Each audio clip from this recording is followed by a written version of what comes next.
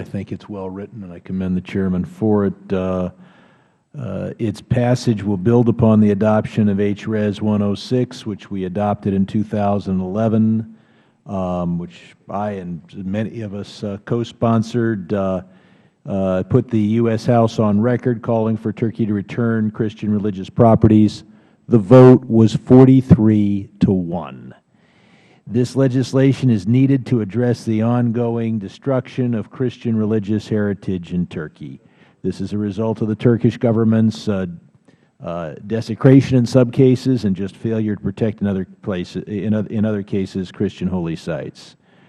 Because of this area's ancient history, so many of these churches are tied to an important global Christian heritage.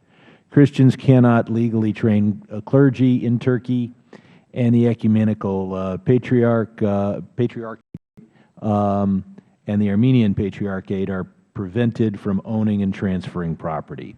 The U.S. Commission on International Religious Freedom has listed Turkey as a serial violator of religious freedom for several years.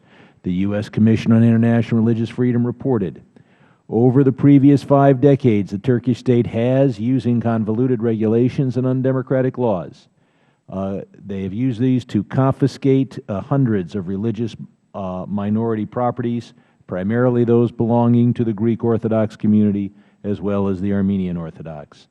The state has closed seminaries, denying these communities the right to train clergy. Despite a few public pronouncements vowing to return some religious property, as the U.S. Commission on International Religious Freedom reports, ad hoc announcements have not resulted in systematic changes in constitutional legal structures that would remedy violations of religious freedom for non-Muslim minorities, some of which are on the verge of virtual disappearance. Now, there is the argument that Turkey will retaliate if anybody brings any of this to their attention. The fact is that France faced a similar issue about a decade ago when its parliament recognized on the parliamentary floor the Armenian genocide. That, as members of this committee know, is a much bigger issue with Turkey than this resolution. The French parliament passed that resolution with France being under threat by Turkey to cut the one thing France cared about, which was trade and French exports. After the French parliament acted, French exports to Turkey tripled over the next 8 or 9 years.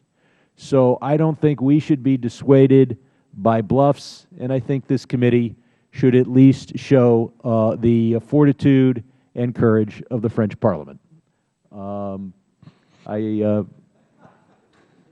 If we can't do that, why are we here? I would yield back to the Chair unless I will yield to the Chair.